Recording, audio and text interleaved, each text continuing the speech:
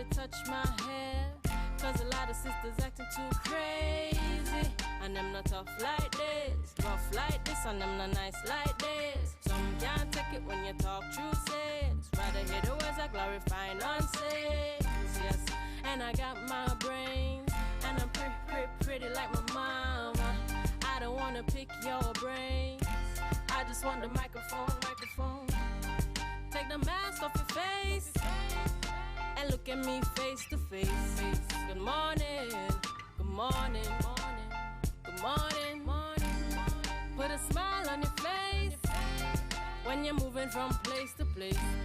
Good morning, good morning, good morning. I wanna share my love, but it's gotta be with someone who's precious. You're never gonna get my love, accepting that you're real precious. You're never gonna cramp my style, baby, cause I get a lot of pleasure. And if you wanna test my style, you better have a whole lot of measure, cause I'm a rock back chick, never tag along the never look back chick. Trendy, a little crazy, intelligently singing rock back chick. No sticks, no stones, or any kind of weapon don't belong here. I don't wanna break no bones, I just want a microphone. Take the mask off your face and look at me face to face. Good morning, good morning, good morning. Put a smile on your face when you're moving from place to place. Good morning, good morning, good morning, good morning, good morning, good morning, good morning, good morning, good morning.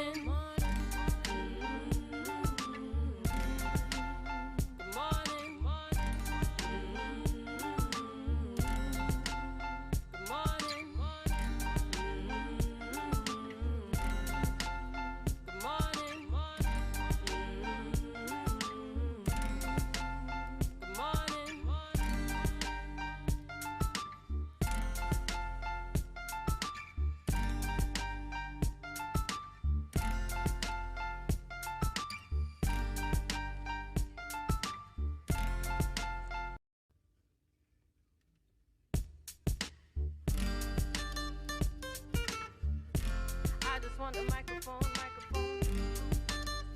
morning.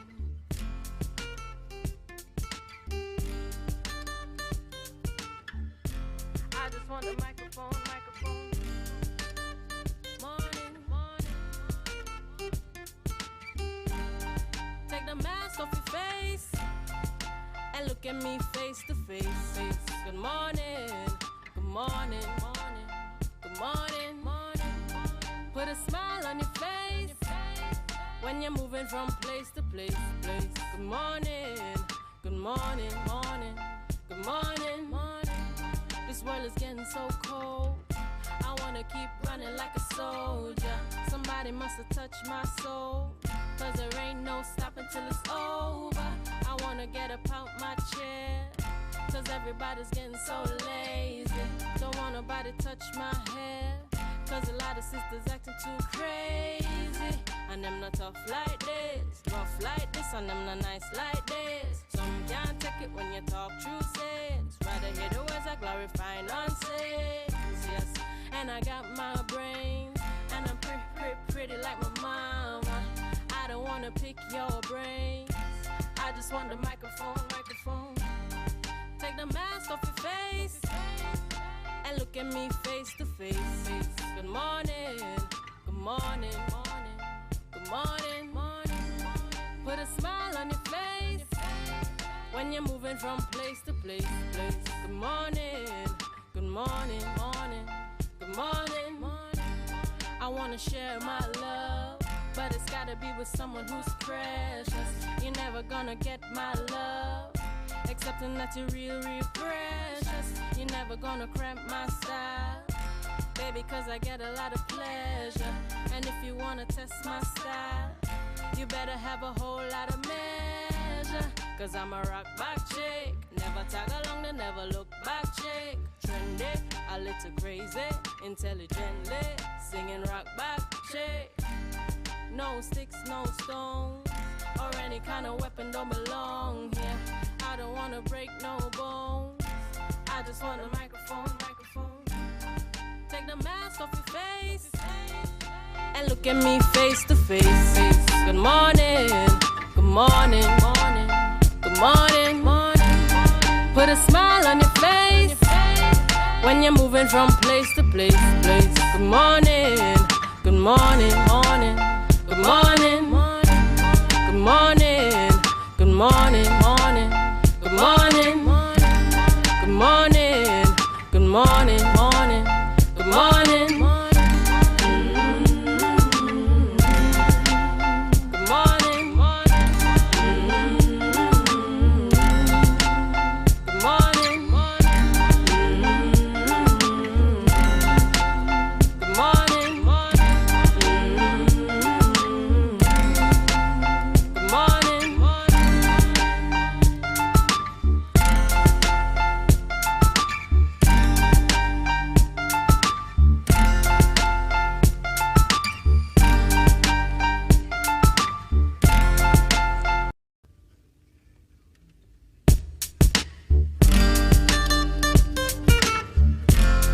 Want the microphone, morning.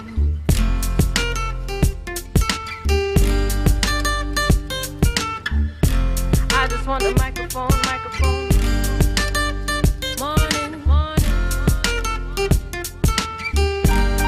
Take the mask off your face and look at me face to face. Good morning, good morning, good morning. Put a smile on your face when you're moving from place to place. Good morning, good morning, good morning. This world is getting so cold. I wanna keep running like a soul.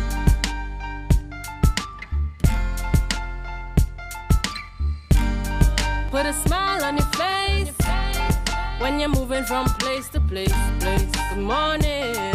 Good morning. Good morning to Tobago, and welcome this morning to the Tobago Updates Morning Show. We are happy to be in your company. I am happy to be in your company. Unfortunately, Julian is not with me this morning, but Julian, wherever you are, we trust that you're keeping safe and that you are watching the show. Viewers, this is the day that the Lord has made, and we will rejoice and be glad in it. For those of you viewing us on the live in Tobago, Trinidad, the Caribbean, we say good morning to you. It is a beautiful morning here in Tobago. Remember, we're coming to you live from the 3rd floor, Port Mall, Lower Scarborough. You know, while we were on our way here this morning, we noticed the port, the Scarborough port, and there were seemed to be a lot of persons trying to get to Trinidad this morning.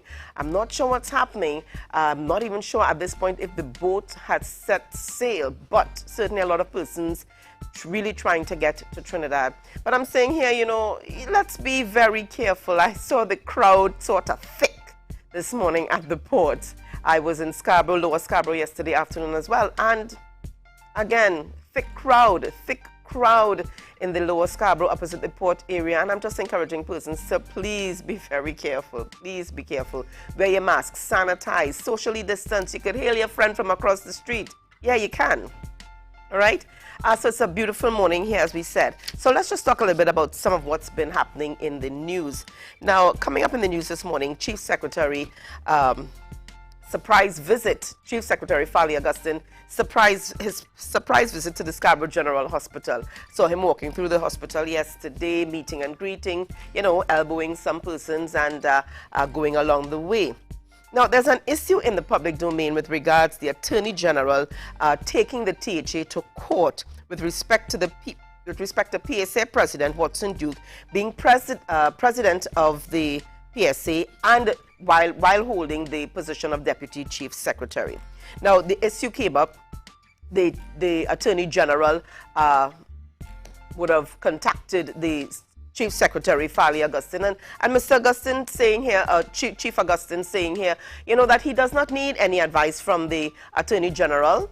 He understands the law, that he is well aware of the law, and that, you know, he will he's in control of the matters, Tobago's matters, that he will, however, take advice from Mr. Charles, who is a Tobagonian, and, any other person who he deems fit to advise him.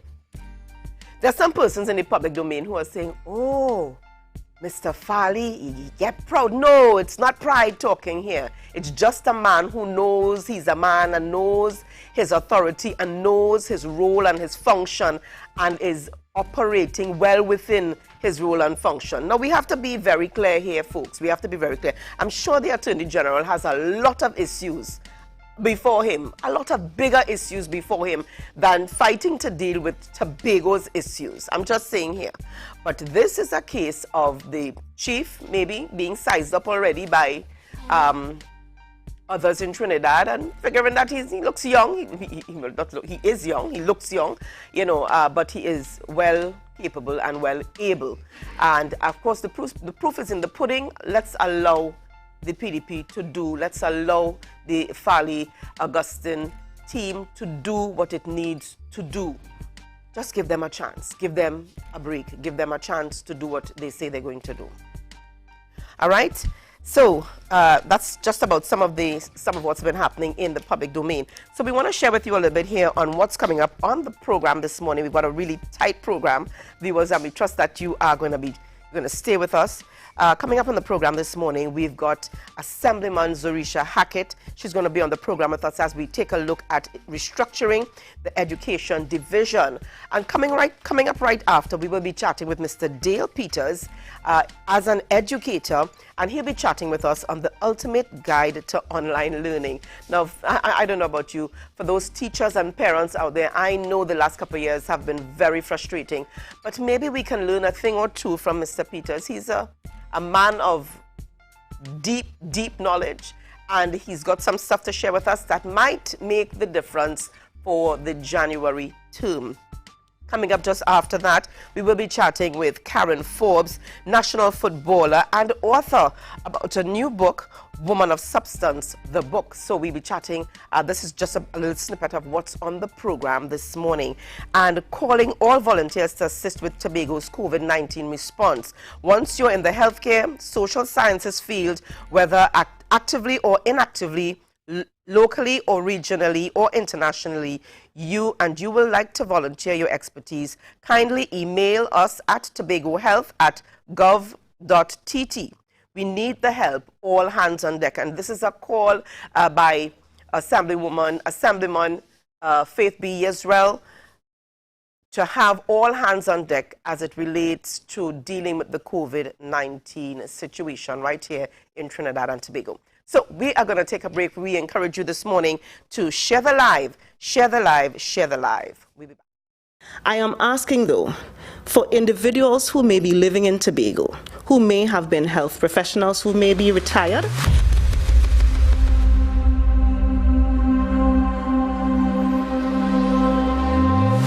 You may have been a health professional who is, the way you're working allows you to have a little bit of free time.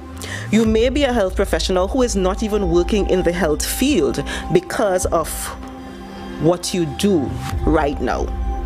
You may be a social scientist who could be a part of the COVID-19 response. If you fall in any of these categories and you are willing to volunteer your time and your services, we are asking you to send us an email. Send us an email. The email is tobagohealth@gov.tt.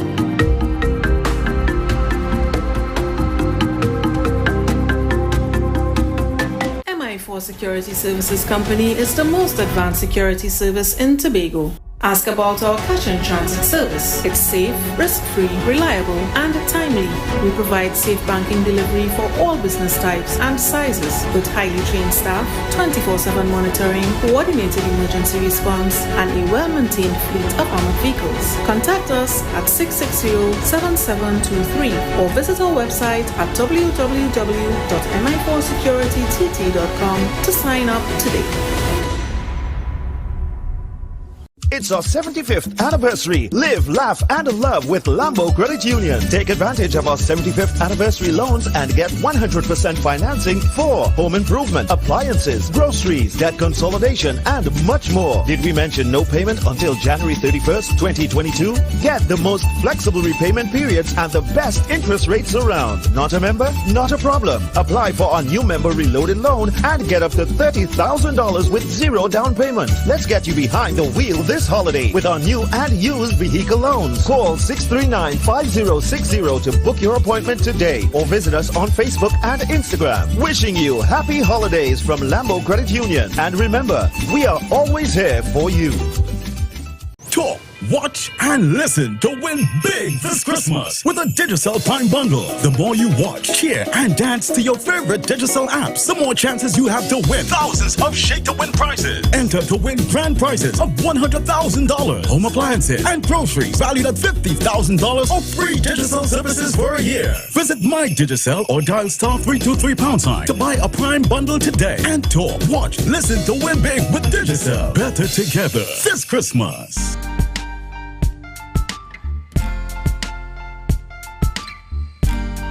Put a smile on your face when you're moving from place to place. Good morning, good morning, morning. Good Morning. Viewers, welcome back to the Tobago Updates Morning Show. We're chatting this morning with Assemblyman Zorisha Hackett, Secretary for the Division of Education, Research and Technology. New names. Good morning and welcome to you, Assemblyman. Good morning, Tobago. It's so good to have you on the program with us. Thank you. I think the last time you were on with us, you were a candidate. Yes, I was. And we were at the Healing Garden. That's right. So I guess the Healing Gardens did work. Yes, I think so. Good. Now, this morning we're talking about restructuring the division, the education division. Yes. Now, let's start. I know we would have chatted with you before, and yes, you know, you spoke about your background. But I want to, as it relates to the division of education and your background in the field of education, let's talk a little bit about where you started and why you are, well, why you left teaching. Let's talk about that. Well, I don't ever say I left teaching. Probably formal education system, but not teaching. So at the tender age of 19, I began teaching at what was the Scarborough Secondary Center that merged into or morphed into the Goodwood High School. It's called Goodwood Secondary School now. And, you know, after about 5-6 years, I would have gone on to university, returned into the education system. What I thought was a resumption of duty, because, I mean, I was a public servant before that time. And I came back, and 5 years into my new tenure, I was told that I'm a contract teacher. Contract teacher, never saw a contract, never, you know, saw the terms and conditions. And, you know, this was some retroactive information. And of course, I was very concerned about it. Went into the division, saw the contract for the first time. How many years later? 5 years. So 2015, after resuming in 2010.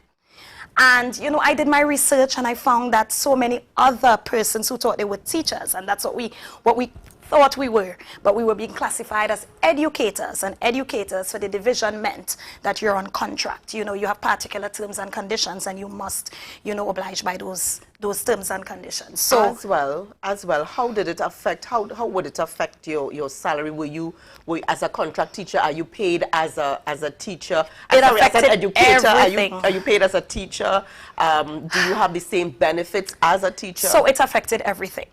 Firstly, just the way in which the contract was written, and I mean, seeing those terms and conditions after the fact would have affected even the way I applied for my sick days and my occasional days. All right, and then we didn't have the opportunity to receive increments. We didn't have the opportunity to receive difference or changes in salary, as tutor would have advocated for. And, you know, we were just basically on one standard level of remuneration, and that could not have been, because it's after the fact, we could not have negotiated.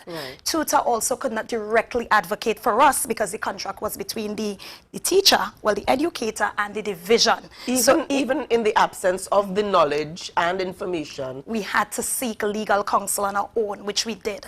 But what I wanted to really point out was the fact that there were so many other teachers facing the same circumstances just as I was. As a matter of fact, our new Chief Secretary, Fali Augustine, and myself, we made a clarion call for other such teachers to come forward, and the numbers were alarming. In the first instance, we found out there were 120 teachers in similar circumstances. And you know, we had several meetings, and we made a decision, a concerted decision, to take the division to court. Take the division to court because there were so many teachers being affected by even things such as maternity benefits. I myself would have been subjected to, you know, the shortcomings of the contract and the benefits that I did not receive. And you know, as a result of that contract? Yes, because the contracts, we never got the contracts before tenure. So as I said, in 2015, I saw my first contract. It would have been the 2010 to 2013 period. In 2016, I got the 13 to 14.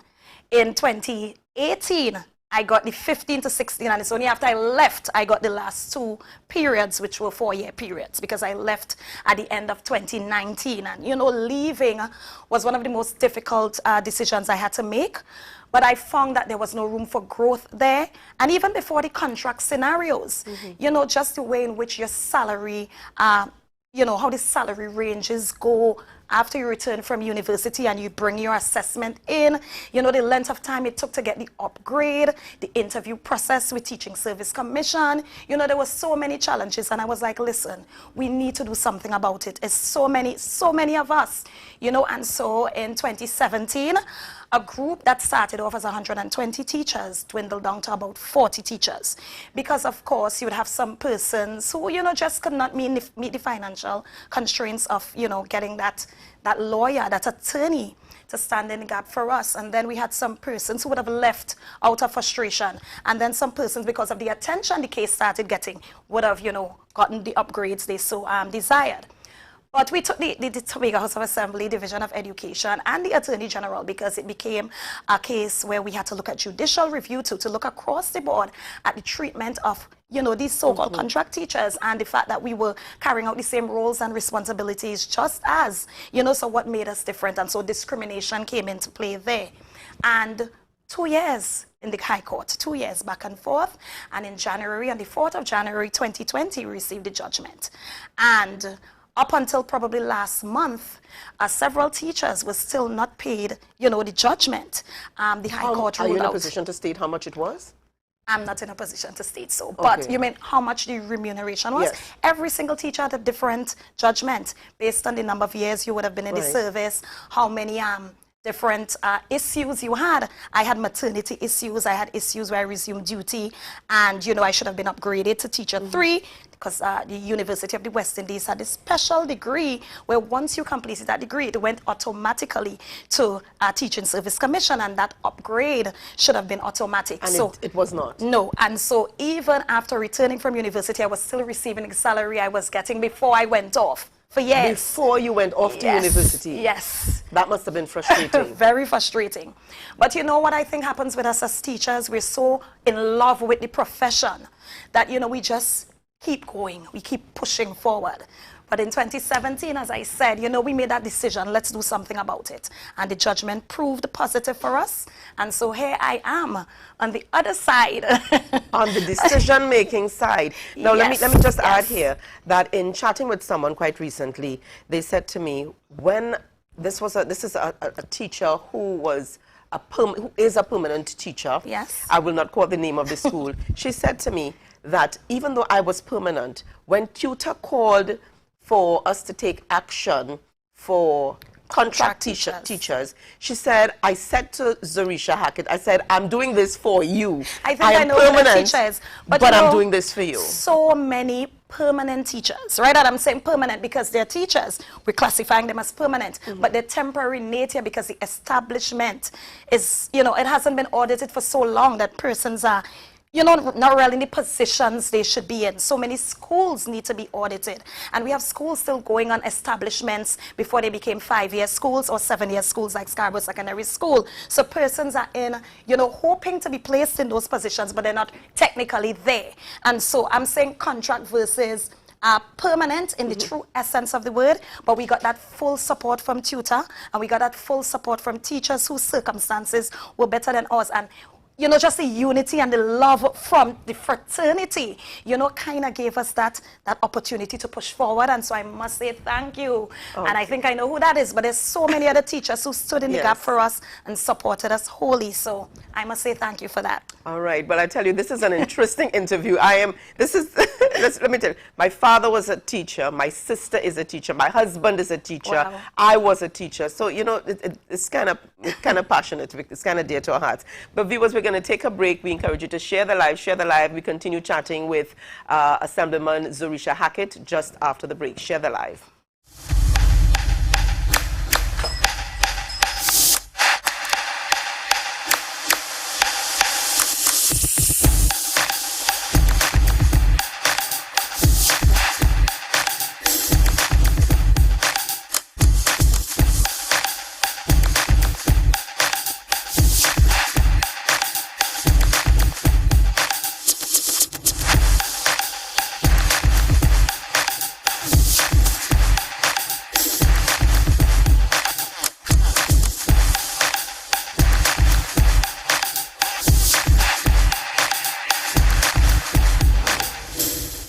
To all Tobagonians and visitors of this beautiful island, the Tobago Recycling Resource Initiative is seeking your efforts and support in keeping a clean and organized, friendly environment. In doing so, drop-off bins are located at strategic areas around Tobago for your recyclable materials such as plastics, aluminum and steel cans, glass bottles and tetra packs in bags, and let's protect our environment. Our own Tobago Recycling Resource Initiative is here to propel that change. Look for the white bin nearest to your area.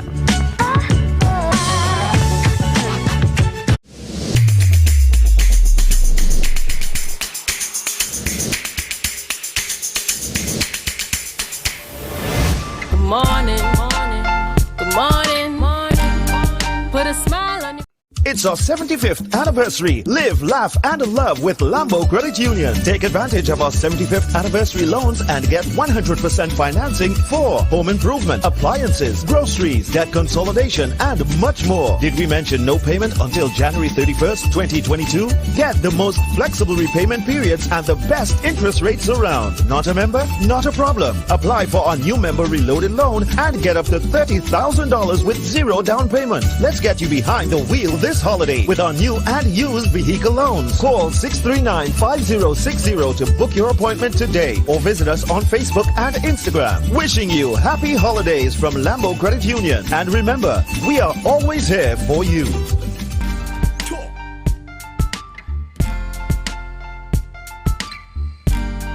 Put a smile on your face when you're moving from place to place. Good morning. Good morning. Good morning again, viewers, and welcome back this morning to the Tobago Updates Morning Show. We continue chatting this morning with Assemblyman Zorisha Hackett, and our focus is on restructuring the education division. Assemblyman, some of our viewers are stating here, issues are not just in the secondary school, but in the primary schools as well. Of course. Shamfa Melville says, teachers have so many issues. It's amazing how we can focus and still do the job. That's true. One other, Bianca Williams says, girl, across the board, you know, the ECCE level as well. I'm praying something is done for all teachers. And they're absolutely correct. I mean, the conversation's context was based on what, you know, propelled me. But if we're talking, when I speak to teachers on every level, and you're right, even in the private schools, the challenges are immense. And, you know, when you hear the cries of the teacher, and you know, as I said, the love for the profession, the love is what keeps teachers there, you know, keeps them focused, keeps them even, you know, coming short on their own children, especially in this pandemic period. We had the challenges where teachers, as parents, you know, had to basically find a way to balance life by being the parent supervising their individual children, and then to be the teacher, very present and very able to conduct the classes in this new virtual world, which we've been just, you know, propelled into overnight because of the pandemic. So yes, teachers at every level, I hear your cries. I mean, I've been there, so I know. And, you know, the outreach is going to be for every level of teacher, every level of educator, from preschool all the way up. So yes, just get ready for a lot of conversation with me very soon. I mean, I can't be coming from that place and not be empathetic. Right. But I also want us to focus on even the staff at the division, because some of the issues we face, they also face with contracts and so on, you know, and job specs and duties, roles and responsibilities. So it's an overhaul of the entire system, and I just want us to move forward in that direction together. It has to be a collective effort. No one person can, you know, wave a magic wand and fix it overnight. Well, but so far the support is there. I've been getting it all around, from staff and from teachers. We're here with you, Miss Hackett. You know, we just feel as if you're so accessible and approachable. So they think that the journey is going to be, you know, different. It's going to be. But the PDP's mantra has been, let we fix this. So I gather that it's not an I thing. No, we gather it definitely isn't. All right. And it should never be. That's right. So let's talk a little bit about some of the policies that I think teachers are you know, we have over 356 viewers online, and they want to know about the policies. What's new? What will be happening new within the division? We noticed the name change as well. So tell us about the name change. Right. So, you know, we've always been a progressive political organization, and now I'm going to throw the politics aside, and I'm going to talk about the fact that Tobago has been light years behind. Even Trinidad, when it comes to, you know, how competitive we should be with education. And the division was called Education, Innovation and Energy. And we just found that the energy component didn't really have a direct fit there, and we needed to focus some more on digitization. And because one of the goals of this administration is to, you know, to promote digitization across the board, we wanted to start with education. I mean, as I said before, and we know, the virtual world has been propelled upon us overnight, and we just felt the need to put some focus on the technology, and technology in the classroom, technology in the very division itself, just the way in which we do business as a component of the Tobago House of Assembly. And of course, research. You know, we've been pushing our islanders to get that education, and you know, we think research is always, or research or education is always academic. And so we've been pushing that two-track education system, which is one of the major goals of first world countries, to place equal emphasis on both academics and tech voc or skills training. And so we want the valuation on both to be equal. It shouldn't be because you didn't, you know, advance or you weren't successful on one side that, you know, you have the fallback when it comes to tech voc. So no, we're going to place equal emphasis on that. But the goal is just to create a more technologically advanced division. And the goal is also to create an avenue where Tobago no longer lags behind when it comes to education in terms of the zones, right? The zones we have in the country, and we're always, you know, lagging behind, and that obviously has to come with some curriculum change. I hear you. I just want to jump in very quickly here. With regards to policies, there's almost the impression, and I want to be guided here with how I say what I want to say or ask what I want to ask. There's almost the perception as though there is no policy in place at the Division of Education. And let me explain. It seems as though it depends on who the school supervisor is and who the teacher is, that almost as though a policy is being created, a policy is being created to deal with a particular situation. In a reactive right. Almost as though there is nothing in place. There are no rules or regulations, but it's just, okay, this is your situation. I'll deal with you based on your situation, and maybe because of who you are and who I am. Okay. So I needed to clear. So that's your observation. That's been my observation of so many Tobagoans. And you know, one of the things I was saying is, you have a change of administration, and administration doesn't necessarily mean political organization. I'm just meaning every 4 years you have someone new. Right. And what I think does not happen is the fact that that new person in the form of a secretary doesn't come into the division and share the policy. It isn't anywhere in black and white. It isn't, you know, infiltrated or disseminated to the staff and the persons who are also stakeholders. And so if they don't know, they're just following blindly. And so one of the things I aim to do is to sit down with my staff, to sit down with, you know, everyone who's around me and surrounding me and supportive of me in the division. We sit down and we look at what the policy is. We work it out, you know, we take it apart in components, we set realistic deadlines, all right? And we work towards that. If everyone knows what the end game is, then having buy-in won't be difficult. And I think that is what happens. Someone new comes, new vision, new ideas, and from the top, you know, they just start pushing this down.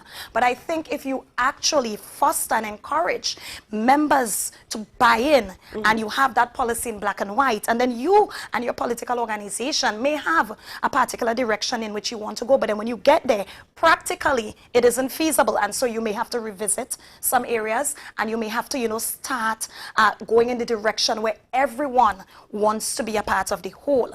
And so I think that is why we don't have that. There's a disconnect between the policymaker and the persons who are actually responsible for carrying out the policy positions. So, you know, that is something I am going to try to do differently with the division. We have to do business differently. Okay.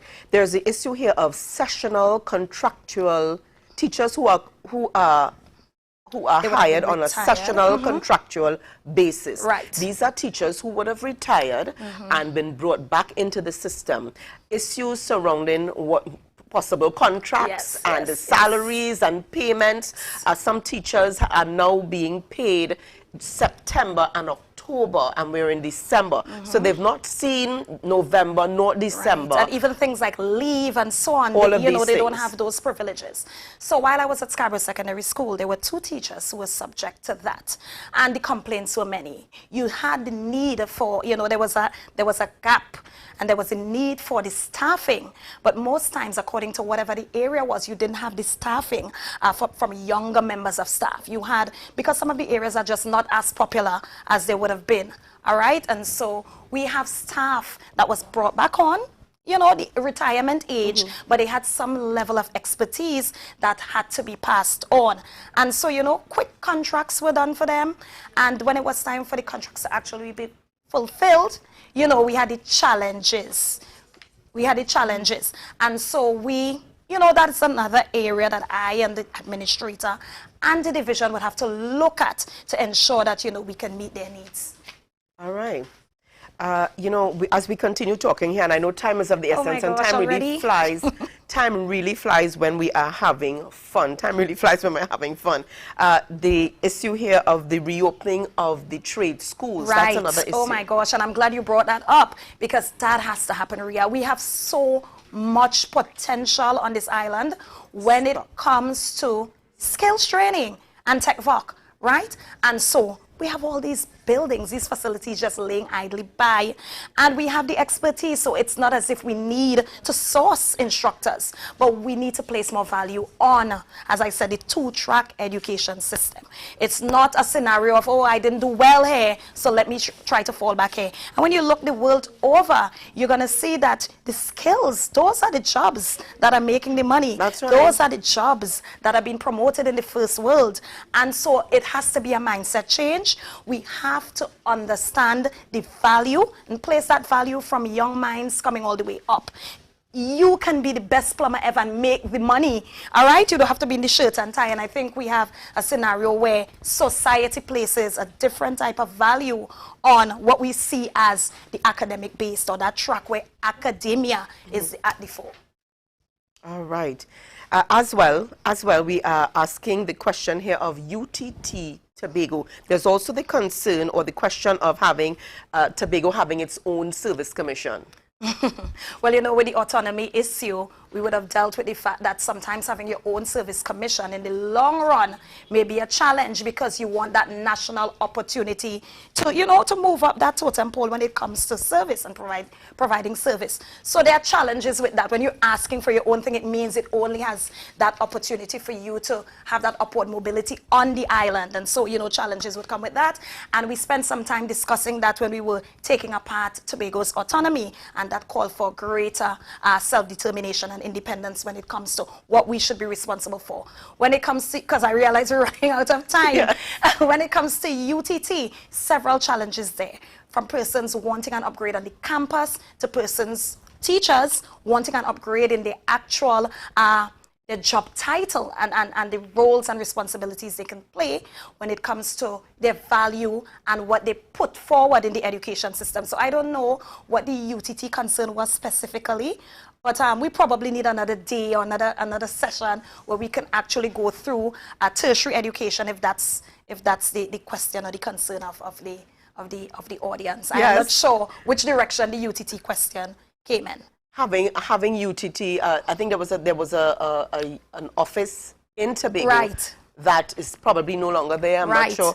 And then as Tobagonians, we should start thinking about having our own university. In Tobago. In Tobago. And then we can also go in the direction of satellite campuses of major universities. That's what the direction the world is going in now. So probably tertiary education needs to be a conversation in its own right. But I know the challenges we've always had with distant learning in Tobago. Not only UTT, but the other major tertiary institutions. So we need to spend some time going through that. And I'm not going to ask this question because I know we're out of time. But special needs, children with special needs need some attention. One of our viewers is saying special needs your attention. And across the board, Yes. Across the board as an island, I don't think we spend enough time with the differently abled in general. And so this administration has placed at the fore that need to place some more significant attention on the differently abled and, of course, special needs. We have to spend some time there. We're going to spend some focus, even equipping our plants to accommodate special needs. Okay, I know we're out of time. So very quickly here, Assemblyman, very quickly here, in 10 seconds or less, what would you like to say to teachers and your staff? Right. So Tobagonians in general, I want you all to come on board this new direction we're going to take. We're going to be taking education on the island, and education not only in terms of the schooling system, the formal education system, but also the informal education system. I didn't say it, but we're trying to do some interdivision education. We're going to try to include some aspects where tourism and culture, where agriculture, where health becomes a part of the formal education system. So lots of brand new plans where we just don't follow the leader. We take a step where we stand in our own being and our own purpose as an island, and education should be going somewhere where even our sister isle looks on to us as the example. Okay, thank you so much, Assemblyman Zarisha Hackett. It was a pleasure chatting with you. Time really flies when you're having fun. I think we could go on and on all morning. So thank you so much for being on the program with us. You're welcome. Viewers, just before we go to the break, we take a look at our good stuff. So it's a call for volunteers to assist with Tobago's COVID-19 response. Once you're in the healthcare, social sciences field, whether actively or inactively, locally, regionally, or internationally, and you would like to volunteer your expertise, kindly email us at tobagohealth@gov.tt. We need the help. We need the help. All hands on deck. If you know someone or anything you would like to have featured on the good stuff, you can email us at info@tobagoupdates.com or call or WhatsApp 284-6597. We want to say a special good morning this morning to Auntie Debbie Gomez, viewing from Trinidad, viewing us on the live, and for all those persons, Sarah, Helena Nelson, Nikki Nick, all of those persons who are viewing the program this morning on the live, we say continue to share the live, share the live, share the live. Just after the break, viewers, we are coming back to chat with Mr. Dale Peters, educator. Now, Ms. Hackett, this is a man who you need to keep your eyes on. All right, so all right. So he's going to be on the program up with us next, viewers, as we take a look at online learning and some tips that we can utilize to make things better and less stressful. Share the live, share the live, share the live. I am asking, though, for individuals who may be living in Tobago, who may have been health professionals, who may be retired.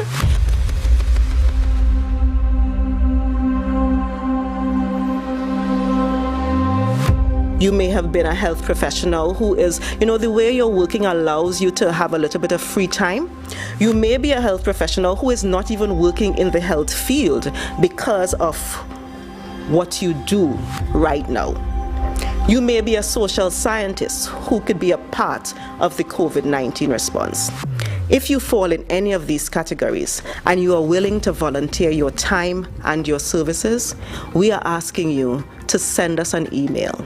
Send us an email. The email is tobagohealth@gov.tt. Talk, watch, and listen to win win big this Christmas with a Digicel Prime Bundle. The more you watch, cheer, and dance to your favorite Digicel apps, the more chances you have to win thousands of shake-to-win prizes. Enter to win grand prizes of $100,000, home appliances, and groceries valued at $50,000 or free Digicel services for a year. Visit My Digicel or dial *323# to buy a Prime Bundle today and talk, watch, listen to win big with Digicel. Better together this Christmas. MI4 Security Services Company is the most advanced security service in Tobago. Ask about our cash and transit service. It's safe, risk-free, reliable, and timely. We provide safe banking delivery for all business types and sizes with highly trained staff, 24/7 monitoring, coordinated emergency response, and a well-maintained fleet of armored vehicles. Contact us at 660-7723 or visit our website at www.mi4securitytt.com to sign up today.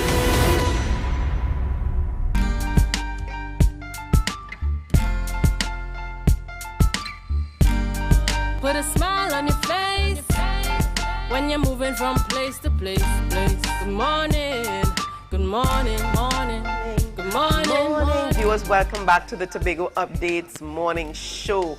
Remember, we're coming to you live from the 3rd floor Port Mall, Lower Scarborough, Tobago. It's a beautiful day. We're really happy to be with you. We're chatting at this time with Mr. Dale Peters. Mr. Peters is an educator. He'll tell us how many years and counting. But this morning, viewers, we are talking about the ultimate guide to online learning. I'm not sure about you, but I have been stressed. My children have been stressed. Their teachers have been stressed. In fact, we've all been stressed as a result of online teaching and learning. Good morning and welcome to you, Sir Peters. Well, pleasant morning to you and to your viewers, Yes. both on TV as well as online.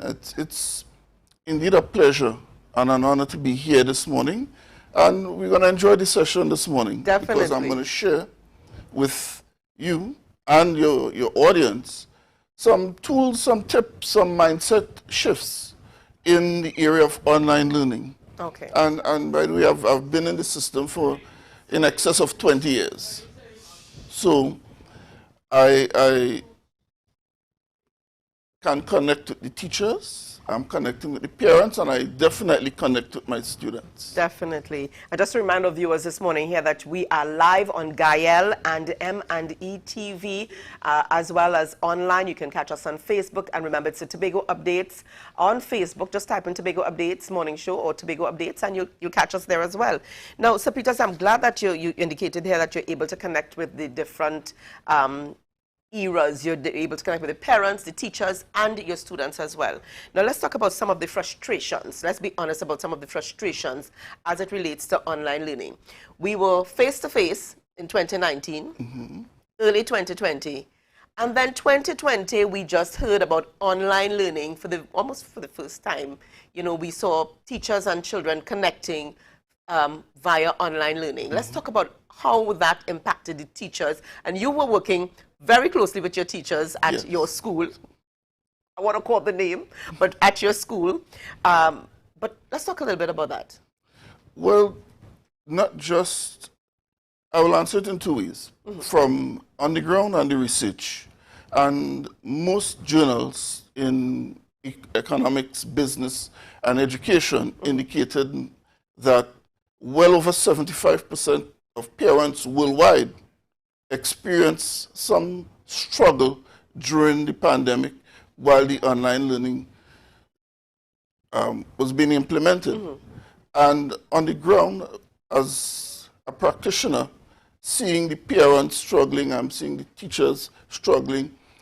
Teachers, they had to learn, retool literally overnight Right. to come and ensure that the children and the students get quality education.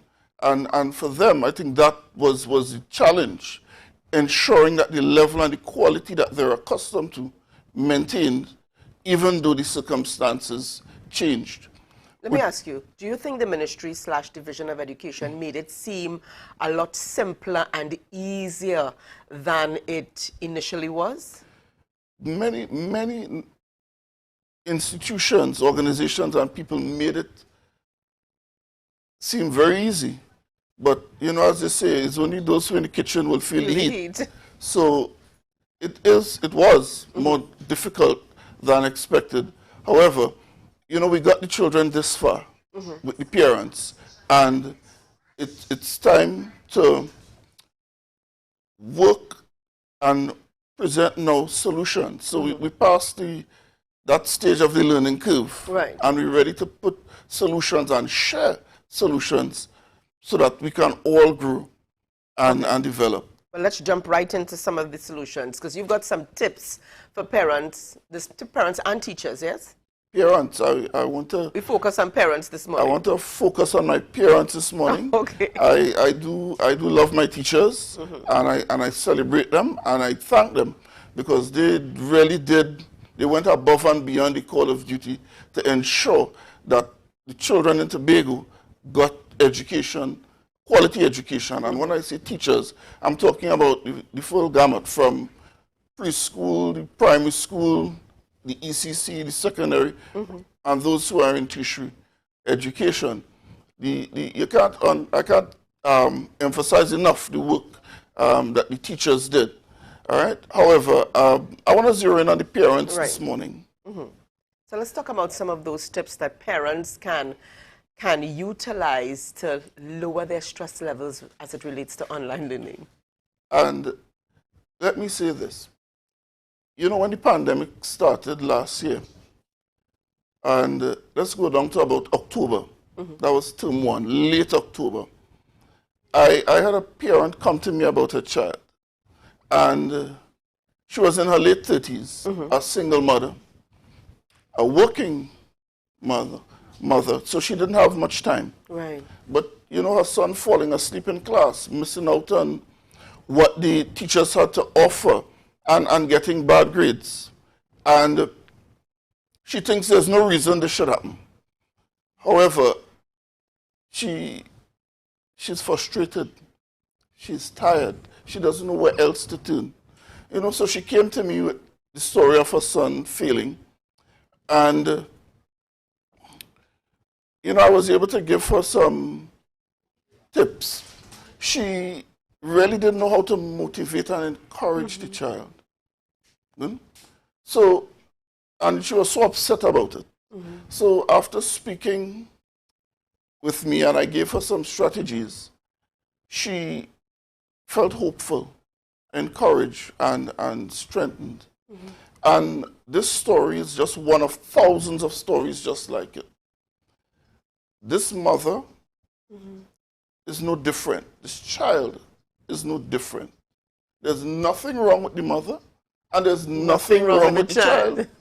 It's just that we are in unprecedented times and in an unfamiliar space with the accompanying problems, and we need to put solutions to it. So let me offer a few solutions. Go ahead. To assist. One, develop a routine with the child and stick to that routine. That means, as a parent, you need to know your child's class timetable inside out, so that you can schedule family time and bonding time with the child during the free sessions, during the times that the child is not in class. In developing that routine, it is also important that you ensure that there's some no screen time. So during that bonding time, during that family time, no screen, whether it be the cell phone, the tablet, and you engage your child in healthy activity, exercise. It can be as simple as jump rope in the yard, because you remember we can't go out and congregate in the gyms, and so there are things that we could do in the yard. And I just drawing that as one example. Also, in developing that routine, it allows the parent, not to miss critical details, critical deadlines that must be adhered to by the school. And in developing your routine, also put in your routine scheduled times to remind the child daily, and throughout the day, positive reminders of what the child should be doing. in that way, you keep your child on task throughout the day. Another strategy that I would want to share this morning would be the space at home where the child needs to work must have dedicated space for classes and to complete projects and assignments. And in that space, parents need to remove any distractions.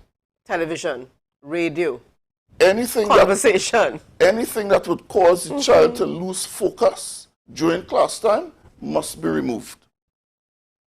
Good? Yes. And we're not going to leave it there. You're going to teach the child to be responsible for that space and care that space and prepare it for classes.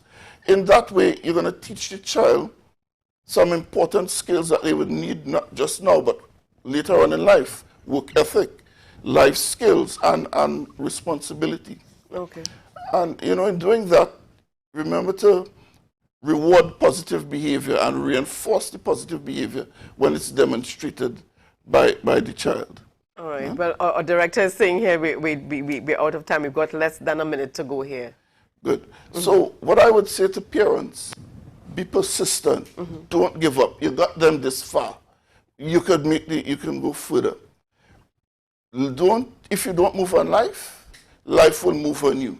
Parents, you need to adapt, you need to evolve. You're going to have to be the teacher's aide, you're going to have to be the chief motivator, caregiver, facilitator. And something that was said to me as an educator very early, behind every child who believes in himself or herself was a parent who believed in them first. So my message to parents this morning, believe in your children. I love that. Sir Peters, I love that. And I think it's something good to hold on to this morning. Yeah? Thank you so much. But we're going to have you back on the program because we've just touched on two, and I think this is needed before we start the January term. So we're going to have Sir Peters back with us at a later date. But thank you, viewers, for joining us. We go over at this time to this day in Tobago history with Devon Adana. Good morning to you, Devon Adana. Good morning. This day in Tobago history. Did you know that on December 17, 1999, all the opposition members of the Tobago House of Assembly held one accord? According to the Tobago newspaper, dated today's date in 1999, 22 years ago, all the then opposition members of the Tobago House of Assembly collaborated to express their concerns over the use of the Shore Park Sports Ground for the construction of a massive stage for the proposed Millennium Concert on December 31st. In an unprecedented move, a query letter was submitted by then Minority Leader William Mackenzie to the THA Secretary for Community Development, Youth and Sports. The opposition members claimed that they had been informed by several persons, some members of sporting bodies in Tobago, that extensive construction activity was taking place on the Shore Park grounds. This construction activity, the collaborative opposition team said, was taking place without prior consultation or notification to any of the sporting groups who make use of the Shore Park grounds. The 5-person opposition squad included Mr. Mackenzie, his fellow PNM colleague, Mr. Orville London, along with independent assembly persons, Mrs. Beverly Ramsey Moore, Mrs. Deborah Moore Miggins, and Mr. Richard Alfred. Inter alia, the group requested an urgent response to the following. For what purpose was the grounds being interfered with, and what considerations informed the decision to interfere with the said grounds for this purpose? What economic, social, or other benefits would Tobago expect to derive over time from the endeavor? And 3, has there been any consultation with the relevant sporting bodies before the decision was made to eject them from Shore Park? You have been watching This Day in Tobago History. My name is Devon Adana. Back to you. So much there, Devon Adana. We really want to thank you, Devon, because, if you were not bringing this information to us, there are a lot of persons out there who would never have known what has taken place in Tobago. Yeah? And I absolutely love doing it. It's one of my joys. Yes, we see that. figuring out shows. what happened today in this day on Tobago history, you know? So I Thank love you. it. Thank you so much. Have a great day, Devon. You too. Thank you so much there, Devon Adana, joining us there. Viewers, we just want to make mention here of a funeral service that will be taking place later today, December 17th, 2021 at 10 a.m. at the Montgomery Moravian Church. And this is Albert John Allen and his daughter, Rose Wendy Allen, both of them being buried today. Their homegoing service is today at 10 a.m. at the Montgomery Moravian Church. And the family and friends of Mr. and Miss Allen, we want to take the opportunity this morning to extend condolences to you. Yesterday, Tobago had 4 deaths related to COVID-19. And we want to say to persons this morning, it's dangerous out there. And to those families who would have lost loved ones, we pray for God's peace upon you and your family even at this time. Well, viewers, we are switching gears a little bit. This morning we were focused a bit on education. And as we continue chatting this morning, we are chatting with one of our Tobago girls, Karen Forbes, a woman of substance, the book. Karen Forbes, are you on the line? This is our national footballer, now turned author. Good morning and welcome to you. Good morning and thanks for having me. Okay, are you hearing me? You hearing me clearly? 1 second. Okay, I think we heard you. Yeah, we're getting you now. We're getting you now. Yeah. Okay. Okay, now we know you on the field. We know you on the field. Where did this come from? I don't think anyone expected footballer on the field, now turned author. Where did this come from?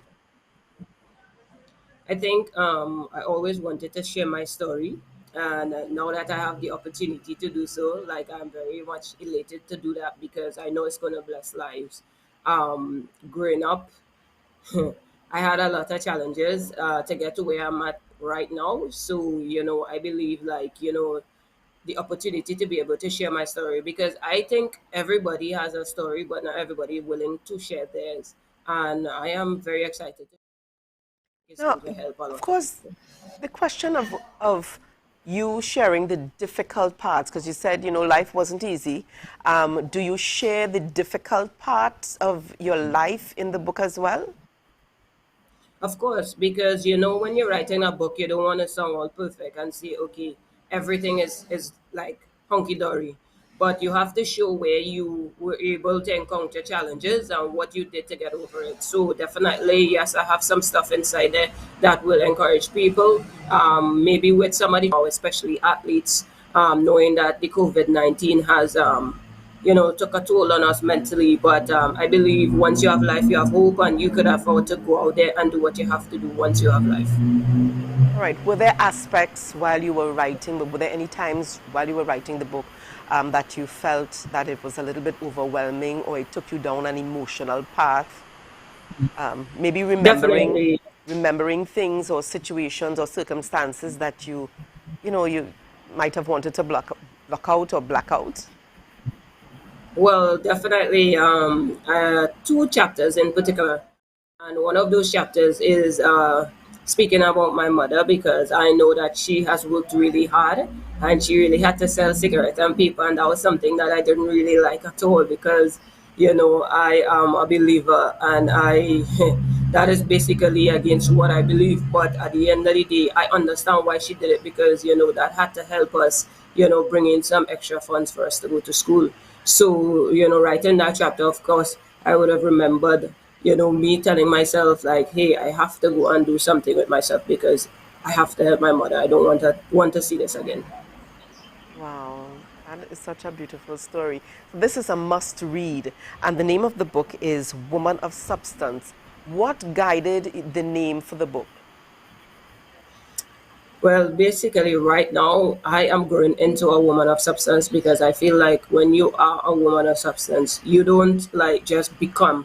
In life, you're always growing, and I seize every opportunity to grow, and I believe that's why this book is so fantastic, because now it has different stages of me and where I was in life, where I am, and where I'm going. Okay. This is such a beautiful story. I'm excited to read this book. Now, what is next for Karen Forbes? I've gotten this question many times, and I would say that, because I'm a believer, I just see whatever the Lord has in store for me. Because I have accomplished a lot at the age of 30, and to be honest, I am just embracing. Yeah. You're still very young. I'm just, yes. I'm just embracing uncertainty. I'm actually still playing football with the national team, and I'm hoping to seal a contract in the upcoming months. But again, wherever the Lord have in store for me, and this is not my only book. I have more coming. Oh, but this is the first. This is the first of many. I love how you say the first of many to come. Now, what advice would you give to young women, young persons out there who, may have grown up pretty as tough as you may have, and they're thinking, when will it end? What can become of me? Is there anything good that can come out of this? Well, first of all, I find my why. Why am I doing what I'm doing? And my why was my mother, because I saw her struggle. And that was my motivation right there to continue propelling. And because I held on to that why, it had days, of course, it's difficult. But I just remember why I'm doing what I'm doing, and it kept me going. So, of course, I would say many young ladies out there right now, they actually looking for the traditional life, like, hey, I have to get married at this stage, I have to get a car, I have to get a house, I have to get all these different things. But what if the Lord don't want you to do those things now? Don't subject yourself to stuff only because those are things that you want. No, nothing is wrong with wanting those things, because of course I want those things, and I put that in the book as well. But at the end of the day, I am fulfilling my best self before even subjecting myself to stuff like that. I believe that everything will fall into place and nothing doesn't happen before it's time. So I encourage, women out there just to go ahead and do what you want to do, what you really have that desires to do it.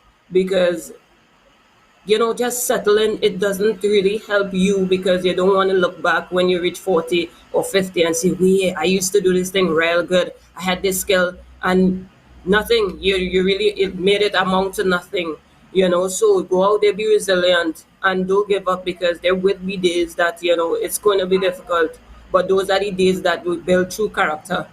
And one of the things that I would like to say is that when I was growing up, everybody used to say the sky's the limit, but I realized with God, there's no limits. Ooh. That is an excellent note to end it on. With God, there is no limit. And I totally agree with you there, my friend. All right, so all the best to you. But how can persons get a copy of the book? Very quickly, how can persons get a copy? So I have a store located in Plymouth, Forbes Football Visionary Concept Apparel. You could get your copies there, or you could you could contact me at 337-8086, or on Instagram, Karen Forbes 14, or on Facebook as Karen Forbes. All right, thank you so much, and all the best to you. Thank you very much. Maybe next time we'll have that interview face to face. Definitely. Okay, thank you so much for chatting with us this morning. Viewers, that was Karen Forbes, footballer turned author, the first book of many to come. Well, viewers, we're going to leave it there for today. We encourage you to have a great day. Stay safe on the roads. Julian, wherever you are, we trust that you're being safe. We missed you today. Hopefully, we'll see you on Monday. So, viewers, remember to wear your mask, sanitize, and, where's Julian? Socially distance. And we'll see you on Monday. Have a great weekend, everybody. Bye-bye. Put a smile on your face when you're moving from place to place. Good morning, good morning, morning, good morning, good morning, good morning.